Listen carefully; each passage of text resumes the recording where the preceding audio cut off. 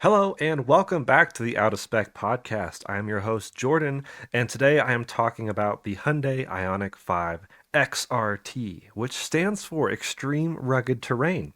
The first E, I guess, is silent, but it's a really interesting off-roady version of the Ioniq 5. It's releasing kind of alongside the new models, the 2025 Ioniq 5, which is kind of a mid-cycle refresh. It brings a lot of nice changes, a lot of improvements to the car. And joining me will be our friends Patrick and Liv from the Mach-E vlog. And Liv, of course, works on Girls Guide to Cars as well, writing great stuff over there and doing some awesome videos. So we're all going to jump right in and explore what we went through with the event out in Palm Springs, California, because we all got to go to the same event. Unfortunately, not at the same time, which is why we're recording this individually, separately. But I'm really excited to unpack this Ioniq 5 XRT. This episode has been made possible by the support we get from Fort Collins Kia. If you are in the market for any electric Kia, not only do they never add market adjustments, they will deliver your car to you anywhere in the 48 contiguous states for out-of-spec viewers. More information in this episode's description.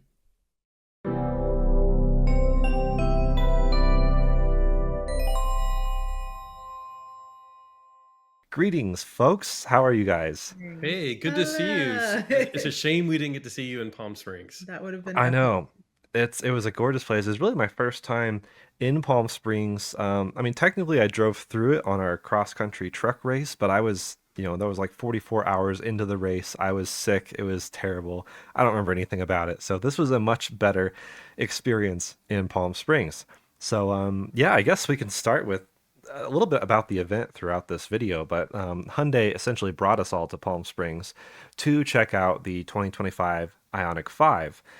You guys, of course, have seen the previous one before they made updates, and it's been pretty well acclaimed. I mean, they've made a lot of points in their presentations at this event, explaining the sales figures that have kind of exploded. They went from being decently good sellers to now like second to Tesla with the Ioniq 5, I believe, or maybe that was just Hyundai EV sales in general. Either way, I see them everywhere. Do you guys have a ton of them out in Southern California where you're at?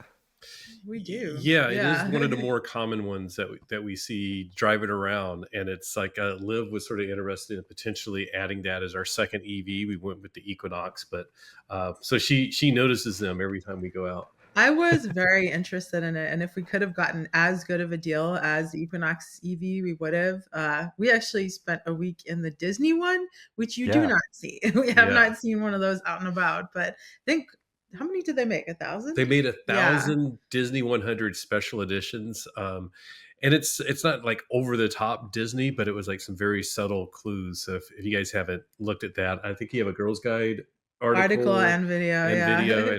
and we did one as well. Yeah. Yeah, that car always really excites me. When I was out at the Iona Rechargery soft opening in North Carolina, a Disney one pulled up and charged, and I was like No freaking way. out, and everyone's like, "Why are you getting so excited about this gray Ioniq 5?" But I was like, The Mickeys. "You wouldn't understand." And I first saw it with you guys at the LA Auto Show, whatever year they unveiled it. Yeah. So that's right. super fun. And one of the Hyundai engineers at this Ioniq 5 XRT event that we were all at has a Disney one. They didn't have it there, but he said way. that he owned it. I forget who said that was. I talked to so many Hyundai people, but Yeah. it Yeah. makes me happy that they really are excited about it. So I guess with the Ioniq 5, this event was kind of twofold, at least in my wave. You can let me know if anything was different with yours, but a few days, unfortunately, we didn't have any crossover. Sometimes they have waves crossover with we other got waves. one evening. But I was there on like a Wednesday, you were there on like a Friday. So we got to drive the new 2025 Ioniq 5. And it was a limited trim. They typically do this and throw us in the nicest possible version. A couple color variations which is cool. And they let us drive it up into the mountains. Went to a coffee shop, went to a restaurant, which we actually accidentally missed the restaurant in my trip, which was funny. But it was interesting exploring the new Ioniq 5. And it's weird too, because we've actually done some videos, Ryan has actually, on our out of spec testing channel. And I even did a video comparing the Ioniq 5 to the Model 3 charging at a Tesla supercharger before this event. And I feel like Yep. I've seen that a few times where like we just got a car from a dealer. these cars are already at dealers, but the Yeah. first drive event for the media was actually after dealers started getting them.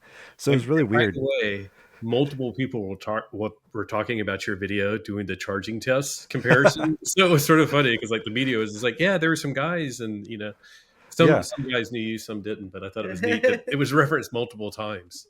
right. It was a weird situation where because I was going to this event, I had to honor the embargo of, which is the time this podcast goes up, about driving impressions. But I had been driving the 2025 Ioniq 5 already. I just couldn't talk about Yeah. how it drives, which also felt kind of funny because it doesn't really drive different than the older one, which I had no issues with. Like, it's one thing to have a car come out and it like is good, but then like you make improvements and it drives better. This didn't really drive better because it doesn't really need to. Like, I had no issues with the outgoing Yeah. Ioniq 5. So it was funny that we spent the first half of the day essentially driving a car that we had already practically driven. With Yeah. the exception, I don't. How was the weather for you guys? Because it was rainy and snowy for us up in the mountains, and I That's Yeah. what loved the rear wiper. Oh, Yeah. Yeah. yeah. Exactly. That's what I wanted to ask too, because like with the difference in days, we had this rare moment in time where there was an atmospheric river or whatever, and we had torrential downpour. So my impression of what we were going to get in Palm Springs, because I've also not been there much before other than driving through, I was like, oh, we're going to the desert. But no, we had snow and rain and icy stuff and everything. And by the way, our hotel room flooded, so we had to move rooms at like 10 o'clock at night. So that's how much rain. But yeah, That was a lot. the snow was a little bit of a shock, and I Hmm, pulled over and got into some slush, and then like floored it, and I was like, it's not like it's really much snow compared to Colorado. right. But yeah, the rear windshield wiper, I'm like, that was like the biggest, like, yay, that's a difference. Yeah. Yeah, and I think the premise of the Ioniq 5 really, to me, the 2025 refresh speaks to Hyundai largely, mostly listening to customers. Yeah, Because I've talked to a lot of people who own the outgoing Ioniq 5, the previous Ioniq 5, and I mean, it feels weird saying previous. It's still the Ioniq 5. It's just this Yeah. is Ioniq 5 plus rear wiper, which is a lot of people's complaints that the outgoing one didn't have a rear wiper. This is Ioniq 5 plus NACS. A lot of people were wanting and excited for having the North American charging standard, the Tesla plug, the J3400, whatever you want to call it. NACS is easy to me, so that's what I call it. And Yeah. that's what a lot of people call it. But having that as an option. But it's funny because, like, no matter what, whether they had kept CCS or switched to NACS, either way, it would have inconvenienced like half the world, it seems. So it's like six in one hand, half dozen the other. At least they include an yeah, adapter. At least that's my understanding, Yeah. is it'll give you an yep, adapter so you can use CCS, of course, which it charges like a beast. That's always been one of the big selling points of the Ioniq 5, in my opinion, is the charging performance. That's not the biggest range monster. It's not the most efficient thing, but it's decently efficient, has decent range, and the charging is one of the best in the business, especially at this price point. It's not quite a Taycan, but also it's half the price, so yeah, or oh, less. yeah. So yeah, I was curious what you guys, as far as what the Ioniq 5 has given you, before we get to the XRT stuff, Yeah. with the mid-cycle refresh, this new model, I mean, what was your impression, and also what was kind of the impressions of the other journalists? It's kind of fun to like see what people are noticing and feeling and experimenting. Like, what else did Mhm. you like about it?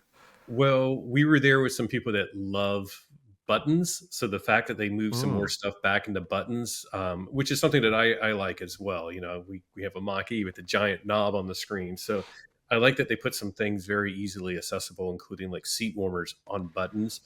But I think it goes back to what you were saying, is like it's really great to see that they are listening to customer feedback and like, oh, they want buttons, we'll give them buttons. They want a rear windshield wiper, we'll give them a rear windshield wiper.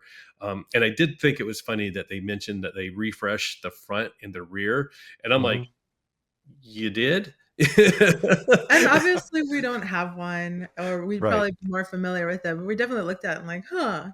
I do think the wireless Apple CarPlay, Android Oh, Auto, that's that's big. a huge deal. And then moving the wireless charger to the center console was big too. Cause like I know when we had it and then having it plugged in, but then you have your phone next to you. So then you had the cable all the Yeah. way across, which was really annoying.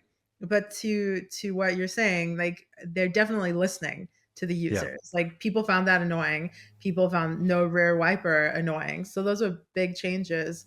And then aesthetically, that screen, Hmm. the dual 12.3-inch screens being trimmed by white, I just always felt like that looked really old school. So then trimming it by black, just like a small change, but it looked so much better. It's a good illustration of like little tweaks that can make a huge difference, and I felt like it just felt a little bit more refined and really liked it. I do want to like the one thing about the NACS port. I thought it was interesting that it's like it's great that you put the NACS port in, and I don't want to say wrong side because that bugs me, but it was like it still makes it difficult to charge at a Yeah. supercharger, and then when you're at a CCS charger, you're going to have to use an adapter. So I don't know what the right answer is. A lot of people are upset that the 2025 Mach-E doesn't have a NACS port, but I'm like, whatever way you go, you're going to have adapters in your life for a few years. Right. So it was, I mean, the people that did actually go and take it to charge, I think were happy with it. The one they said they got there and there was only one spot left, Hmm. so that they couldn't charge. So because they have to park over one spot, so that it's a bit of an interesting dilemma on the charge port location. Right. Yeah. So we could talk about that for a second. Tommy from My Wave, he's at TFL, of course. He's a good friend of ours. He did go and charge it. He did a great video with the Ioniq 5 that went up today. Well, I guess the day before this video goes Yeah, up. Because he didn't talk about driving it, it was legal. But he charged it, and yeah, good points. It charged perfectly fine. The Tesla superchargers are very robust and reliable. Because of the voltage differences, you do charge slower on Tesla superchargers, but to the point of the video I did a few weeks ago on Out of Spec Reviews, comparing the new Ioniq 5 with NACS to the new Model 3 with NACS on Tesla's own network. I mean, Tesla's car on Tesla's network should be the best of the best. But the Ioniq 5 came in, charged at less than half the peak speed I did, and still beat me 10 to 80. Barely. yeah, But that speaks to the volume, pun intended, of the curve. Like being flat like that, even though it's not a high peak, just sitting flat is really nice, and it's a nice linear experience, and you can pretty accurately predict your charge times as well. But like you said, the whole concept of the wrong side for the port does also annoy me, and I can understand why they didn't to a degree. I do think there was some cost cutting by them not mhm, moving it because it just works right there. Notably, Kia did move it to the other side for the new yeah, Kia EV6, which a lot of people are like, well, it's the same car underneath. Kind of. They are different cars, same platform, but Kia and Hyundai don't talk to each other. They independently design things and make these decisions. And someone pointed out that I think it was Corbin from the Ionic Guy YouTube channel. I think he pointed out that maybe it's because of the tooling needed for that part of the car. The Kia, notably, is just plastic there. So it's really not hard for them to just do a swaparoo to the other side. But for tooling entire body panels, retooling mhm, these metal pieces, that's probably a huge cost that we're not necessarily realizing. And so for Hyundai to not do that, they may have prevented the car from going up in price even more. And I also think, like you said, this will be less and less of an issue as Tesla rolls out more V4 dispensers, which have a proper cable length.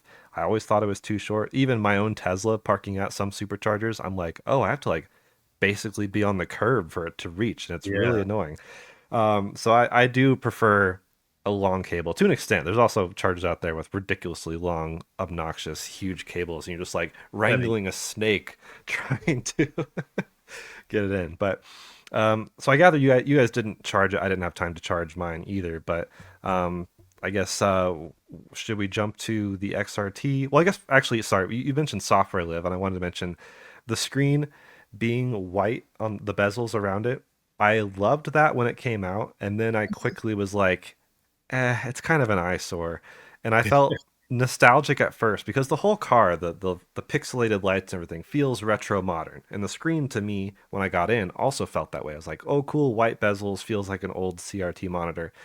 But then I just realized it just didn't look that good. There's a reason pretty much everyone else in the industry has black bezels around a black screen. So when it's off, it looks cleaner. When it's on, It still looks better. It just looks better all around. They did bring in the new CC&C software, which is still not great. That's still one of my major complaints with the Hyundai cars. And I, they, on one hand, they listened to a lot of customer feedback and brought in, like you said, the wireless CarPlay and Android Auto, much needed. They put in USB-C ports. Holy crap, what a Yeah. concept. And but then the software is still not great. It is improved, but still definitely the Achilles heel of this thing. I mean, in my Tesla and your Mach-E, it's so easy to find things. This just feels a little bit more convoluted. Still not bad till once you learn it, but it's just the learning curve is kind of frustrating when I'm just getting into a car and trying to find things quickly. Yeah, 100%. Yeah. I think that's it's almost like two ways of evaluating software. It's sort of like, is it just really bad or is it just hard to find? And I mean, ideally it should always be easy to find, so when you hop into a rental car, you can find things Right. quickly. But I think it is to the level where it's not horrible and you can learn how to use it, and it'll work. But it does. It's like, and there's a lot of swiping still, so it's like swipe, swipe, swipe. Yeah. But it's But it is what it is, and I I was think it'll take a generational change for that to change significantly. right, and I've heard rumors of Hyundai Kia going Google eventually, which would be really nice. As long And as they still support Android Auto and CarPlay. Yeah, right, right, Yeah. because we've also seen right the GM solution, which is, oh, we don't need Android Auto and CarPlay, but I think a lot of Yeah. people still prefer that, and I'm maybe even of the hot take like Tesla and Rivian. I think it would be cool if they let people use CarPlay. Sure, fine, let it be an uglier, smaller window inside the rest of the windows if you have to, because it is hard to scale CarPlay to a huge screen and make it yeah, look good. It wasn't meant for that necessarily. And so I am kind of in that camp of like, okay, fine, let people have their what they want. Although it is nice when a car like Rivian or Tesla or Lucid do software in such a way where it is really easy and nice to use and you don't have to rely on CarPlay. But as we get into CarPlay and Android Auto being more and more integrated with the car, especially the preconditioning, that's where I think it makes a big difference. And that's where people lose out on the Ioniq 5 and the Kia vehicles as well, is that the route planning is so bad. And to precondition your battery, you either have to go into the settings and turn on manual preconditioning, which is not technically the most efficient way to do it, or use their built-in route planner, which I'd rather walk. So yeah, it's, yeah. it's one of those, yeah. And on a related note, like we just got the finally got the update so that we can do the Google Maps route planning in Android Auto with the Mach-E, literally right before Palm Springs. So that was like our first like real test. And of course, first of all, it was like we went to a supercharger on the way home and it preconditioned. And then the second thing is that it checking out the accuracy, and it was really nice to see the accuracy. Cool. We did like a quick test with Apple Maps versus Google Maps versus the Ford Nav, Yep. and Google Maps was the most accurate.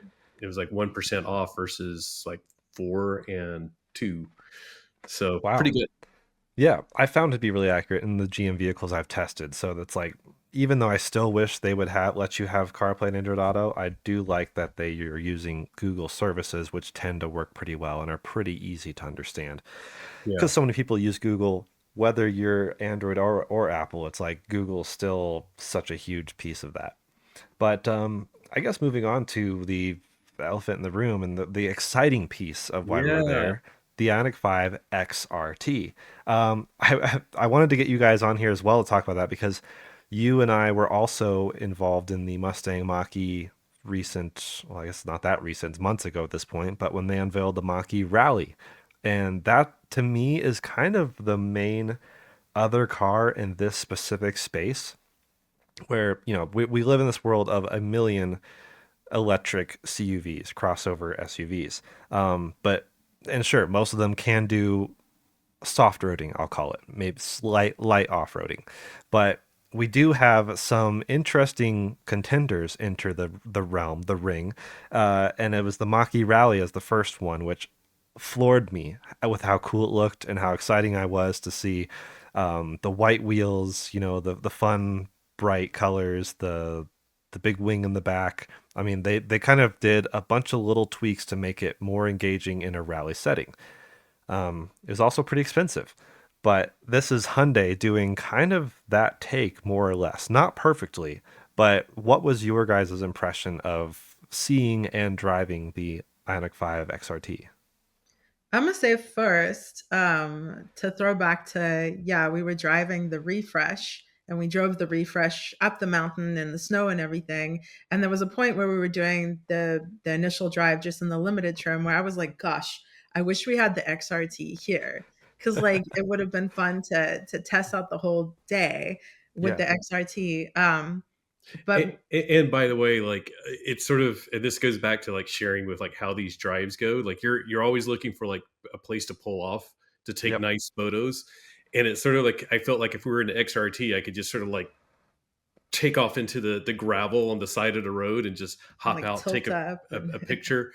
But like when you're in the limited, you're like, ooh, don't want to right, scratch anything, you know. So I think right. that's going along with what you're saying, it's sort of like it's nice to have like something like the XRT that you don't have to baby as much. But my initial impressions when they announced the XRT, I was really excited because I was like, the rally was first, but I'm by no means like, oh no, there's competition. I think it's super cool. But then I was a little bit disappointed hearing about it because I thought it was going to be the Ioniq 5N Right. with an XRT, and then it's just like it's really more like a limited with XRT. And then I wanted them to go like crazier with the off road looking, and it somebody actually at the event, I think they hit the nail on the head. It's like a Subaru version of the Ioniq mm, 5 with all the cladding. Yeah, So the look has grown on me, and the fact that it's maybe not the N level, but it's still all-wheel drive Ioniq 5, and it's like $5,000 to $6,000 cheaper than a rally. I'm like, this is really pretty appealing. So it's a good compromise, and it was so much fun. I can't wait to talk about the driving parts. yeah, I agree. It looks interesting. At first, when I saw it, I was like, "Holy cladding! This does feel like Subaru Wilderness Edition type thing, where it's just the plastic is just crawling from underneath the car up the car like a Yeah. creepy, scary movie alien situation." And I think it looks intriguing, but like I was kind of like, I don't know what this is gonna. I'm sure it's gonna be fun, but I was like skeptical. But seeing it in person did help.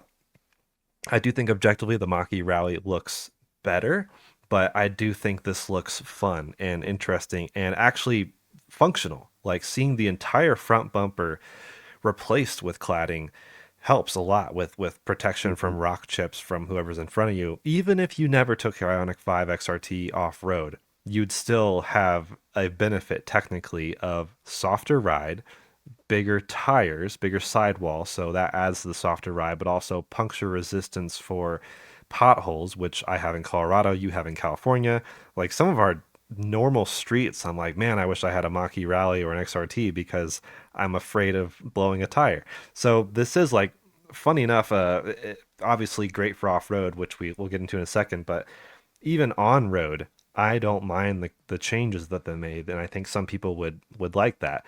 But it is interesting that this slots between the SEL and the Limited as far as pricing, and even somewhat what it is. You know, you don't get the cooled seats that the Limited gets, the ventilated seats, and you don't get the glass roof, which are two things I find invaluable. I love having that in a car, and that would really deter me from the XRT because if I'm off-roading in the desert, I want ventilated seats.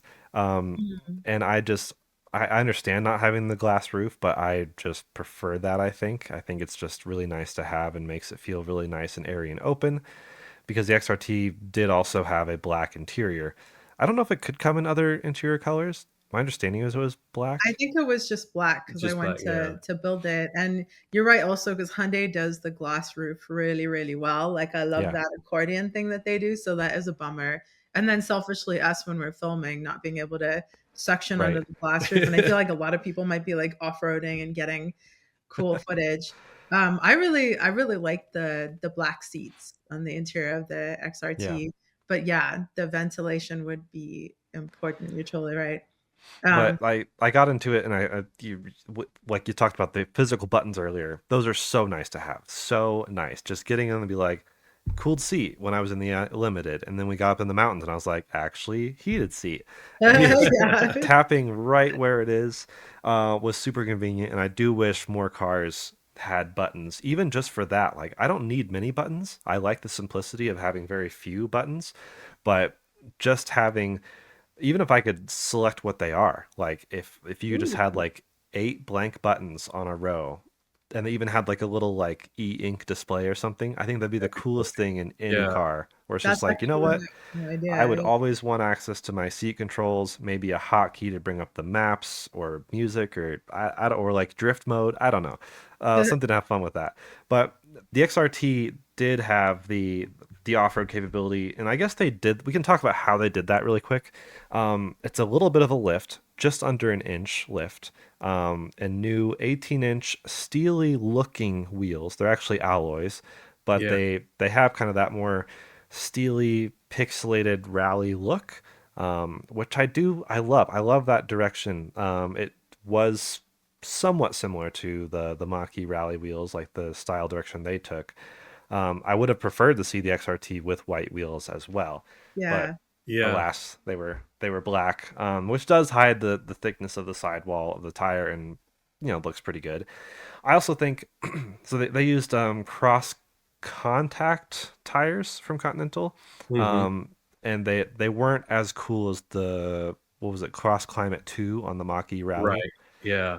I like the Rally tires a bit more, but the Rally, I mean, it's a lot of the same approach. Well, speaking of better approach and departure angle, Yep. Mhm. just a bunch of small things with changes of the front and rear bumper to allow that. And actually made the approach and departure angle even better than the Mach-E Rally. But I don't know how often that's an issue for people. But there were some times on this course where we were in a kind of a sandy course with a lot of undulations and little hills, where I was like, oh, I might scrape the bumper, and I didn't. Yeah. So kind of nifty. But what we did do was bottom out once or twice, which did make me think like because the rallies reinforced underneath. Yeah. We did ask Hyundai and they didn't reinforce underneath the XRT, but they stated that they felt it was already like strongly enforced enough in Right. ultras. But there is that like extra confidence thought of like, we're protected, But you it know. does. Oh my gosh, it's still cringing. Like, even though I knew we were in basically sand, there's rocks and stuff in it, and when you hit the bottom, you're like, ugh. Oh yeah. Right. Yeah, the Mach-E Rally has plating to protect the front and rear motors, which this didn't have. I know they already have protection on the battery, which is maybe the most important thing, but it is peace of mind if you have added protection. I'm sure that was a cost thing too, maybe a weight thing. It's hard to say, but that was one glaring omission when I was comparing piece for piece Ioniq 5 XRT versus Mach-E Rally. That was one thing the Mach-E has that the Ioniq 5 didn't.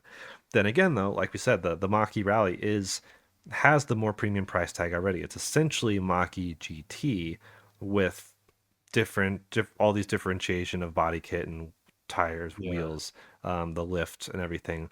But the ground clearance is also a bit more on the Ioniq 5 versus the Mustang Mach-E Rally. The Rally seems to kind of have more suspension travel, but didn't actually raise the car much, which is still enough ground clearance for most soft roading. But I guess if you want just a little bit extra, that's the route Hyundai took. And maybe that ground clearance was achieved partially by not having additional cladding at the bottom protection. Mm, That's a good So point. yeah. Yeah. hard to say what their exact reasonings were. Of course, they're when I asked them, all, yeah, the typical response of like, oh, we just felt like it wasn't necessary for the customer. I don't know. They always blame the customer for some reason. It's like, I don't know. I think if you ask most customers, they'd probably want cladding. But again, the balance of cost versus features is sometimes challenging. But it was a lot of fun driving it around this desert kind of track, for lack of a better term. And I guess one difference this also has over the other Ioniq 5s is the addition of the terrain modes. So Yeah. mud, sand, and snow. We pretty much just used sand, but like you said, Patrick, it would have been awesome to have this up in the mountains earlier in the day where there was snow. Like, Yeah. how Yeah. cool would that be to do snow and sand in the same day? Yeah, no kidding. Um, Oh yeah. And there were some muddy bits that we could have used as well. So yeah, yeah, that would have been a really cool trick to play. And that yeah, was like a big contrast with the rally drive that we got to drive the rally on normal roads and kind of right. see that it had like such an awesome suspension. So I think the whole time we were really, really curious of like, what would the XRT be like? Because I think it would be great, but we didn't have Yeah, the luxury of finding out. because one of the things after we did the rally drive and I tried to talk about in like Mach-E groups and forums is like everybody's focused on how it did in the dirt, and I mean it's hard not to focus on that, but I tried to get across like how good the rally is just driving on the streets, and I'm like, besides the fact that it has the rally wheels and the spoiler, if you want like the best Mach-E ride and looking for something more premium, get a rally because it feels so nice on the roads. And I wanted to try that in XRT, but we didn't get a chance to really do anything other than a gravel road. Yeah, which was incredibly fun, but that was what I was so curious of because I personally love the Ioniq 5.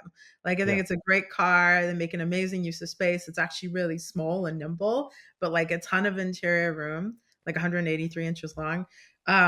It's a great car, and then making it so that you don't have to baby it as much, like the cladding and all that. You take it off road or if you're just in like Colorado and it's a snowy day and you don't have to right. worry as much. Like I love that. So I'd assume it'd Yeah, be better. yeah. It feels like the Colorado Spec Yeah. i5, just like the Mach-E Rally feels like the Colorado Spec Mach-E. Not that there's not other states and regions and areas where it's fun. It's fun to have that freedom mentality of, oh, this is not like a super clean, pristine road car, and I'm afraid of driving it in adverse conditions or, God forbid, on a fire road where it's like gravel and bumpy and there's ruts.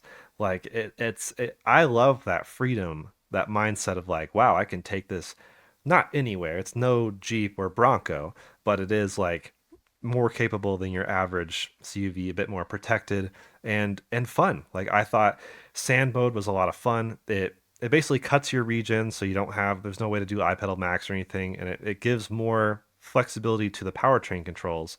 Um, to allow for better control in really slippery situations.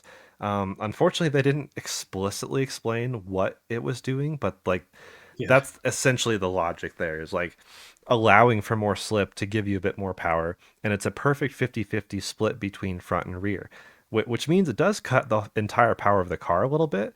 And, the Mach-E Rally having gobs of power because it's essentially a Mach-E GT. This has less power, but I also don't fault them too much because it's hard enough to put power down in the sand. Why are you giving me more than I would ever need? Yeah.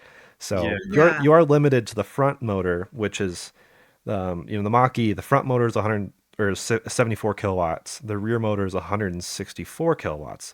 But if you have 50-50 power, then that means the rear motor is limited to 74. So your total power is a little over 200 horsepower. But honestly, I dare anyone to like go drive this in the desert and be like, wasn't fun enough, wasn't powerful enough. Yeah. It was hella fun. That was so much fun. I think cumulatively we went around 16 times and Yeah. on the dirt loop. Like I think so. Yeah, I hopped out to take video of her going around, and she wouldn't stop. She No, it just Yeah, kept was going so around. fun. And that was the really fun thing about this drive is that it was self-paced. And I remember we were texting beforehand of like preparing, and that we could just like play, just yeah. play and like get a feel for it and like just test it out. It was that was really well done. And the track was really fun for that. And kudos to Ford and kudos to Hyundai because they took two different approaches to these like off-road versions of their CUVs. And I like both of them because Ford took us to Dirtfish and they had a professional rally driver like getting us to push it to the limit. Yep. And then Hyundai basically were like, you just sort of checked into the area and we're like, and then he's like, yeah, just go around as many times as you want. And I'm like, really? So Which Right. actually, so I went with for Dirtfish, but I didn't end up driving because I'm an Hmm. adaptive driver. So I'm a right leg amputee and I drive with my left leg. Hmm. And Dirtfish was very much like you go through and you do this and you go now and you go. But like Hyundai's approach let me take my time to like get comfortable doing this cross leg because I'd never driven off road at all. Right. And it's just different. So this was actually great for me to like play. Yeah. Yeah. and it It was a was cool approach. the you're talking about the power especially in the sand was like it was more than adequate, Yeah. because you're Oh, losing yeah. traction anyways, but it was sort of like, as you're just powering through, you're kicking up tons of sand and dirt anyways with the limited power. I just thought it was like fun, and like, going on a forest road or something like that, it would Yep. be an absolute blast. The little dirt road to get out to the off-road course, as somebody said, it was like, yeah, I hit like 80 on that and I was good, That's Yeah, so exactly. crazy. Yeah, so I loved how they did the event. I loved being able to, like you said, test it at my own pace.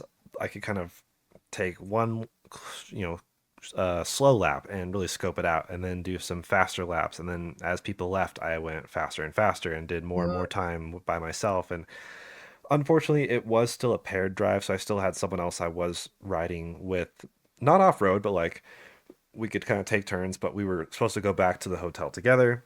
So he was basically waiting on me, so I felt bad taking too much time. So I would have done even more filming, but I understand it that they don't always have the capacity for, everyone having their own car and their own timeline. But it was a lot of fun to fully test it out, and I think it is a um, compelling price. $55,000 is not cheap, but there's not much else in this competition space of like Yeah. relatively soft road rally ready vehicles. Although, with this being so behind the Mach-E as far as timing, you could maybe find a lightly used Mach-E Rally for probably comparable price to this. So I guess we'll kind of bring this to a close. And I wanted to fish for the audience. If you guys have any thoughts on the Ioniq 5 XRT, whether you think Hyundai took it the right direction or if you think this is absolutely silly and useless, I think you're wrong, but you are entitled to your own opinion, and maybe it's not the car for you. Maybe you prefer one of the other Hyundai Ioniq 5s. There's a passionate fan base. I've met a lot of Ioniq 5 owners who love their cars, and they very intentionally chose them over so much of the competition.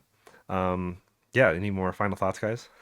I'd pick digital teal XRT would be my dream trim Ionic 5 for sure. I thought it's great. The Ionic 5 is awesome. And then you just add in a little bit of roughness so you don't have to baby it. And so your car, like if it's dirty, it's like it's supposed to be dirty. Yeah. It's like I think it's chef's kiss, the perfect Ionic 5 for me. And You? for me, I now have the answer every time one of our Colorado friends goes, "Hey, does Subaru make an EV?" I'm just going to send them the order page for the Ioniq 5 XRT, because like this is what the Solterra should have been. Ooh, Right. yeah. You know what I mean? Yeah. Like Yeah. I this, had a genuine Freudian slip at the end of my video when I was like, thanks so much for watching. This has been I literally started saying Subaru because I just looked yeah, over at it, and like in the glance I saw the cladding, and it's just like that's a Subaru. And it's like, wait, it's not. But a lot of Subaru people, there's a lot of Subaru fans. I think they'd be eager and keen on seeing or trying this out. I guess this brings me to one final point. Speaking of software limitations, they don't have camp mode, which I told Hyundai would be a huge cool thing to promote. The perfect time to release camp mode in a software update would have been with the Ioniq 5 XRT, because the whole idea is like uh, go adventure, and also no dog mode, which technically I don't know if Subarus have dog mode, even though Subarus always have dogs at their events. That's But right. that's a Yeah. lot of Rivian and Tesla owners. I mean, that's one of their complaints of a lot of other cars, just not having even that's an easy climate keep function. I mean, it's really hard and annoying to do it in an EGMP car. And I think a lot of people want that. Sure, it's not the biggest thing, but like while you're in there, just making tweaks, just add that, I guess, would be my yeah. We suggestion. want that in Mach-E too. It's like one So of the biggest yeah. requests. Like, Oh, Yeah. how do we do dog mode? I'm like, it doesn't have it, yeah. but Yeah. So, yeah, thank you everyone for tuning in and joining me and Patrick and Liv. Thank you guys for joining as well. And Thanks. let us know your thoughts. If you think this car is interesting and unique, would you pick the Mach-E Rally over this? Or do you wish there's some other CUVs out there that had a rally version? Like a Rally Equinox EV or Tesla Ooh. Model Y, or, of course, Rivian R2 is coming around the corner, which is going to be pretty off-road capable as well. So I like this trend. I like to see more of the adventure-minded vehicle trims and vehicles themselves. And I honestly think the model or the I almost said Model Y Ioniq 5 is pretty good. Is really intriguing and compelling, and it's getting its refresh near the time Model Y is getting its refresh just before Rivian R2 comes out. Like there's so many SUVs out there. It's a crazy landscape. Curious what everyone's favorites are. Drop them down below. And for my coverage, I of course did a full video on out of spec reviews focused in the Ioniq 5 XRT, and Patrick and Liv were there covering it as well. You can see content on A Girl's Guide to Cars coming soon, as well as the Mach-E Vlog YouTube channel. I always enjoy your guys' content. I learned that's where I go to when I need to learn Mach-E stuff. Like what's new with the Mach-E? I'll go over there and find it. So, Oh, cool. yeah, thanks guys for All right. joining, and we'll see y'all later. Bye. Bye.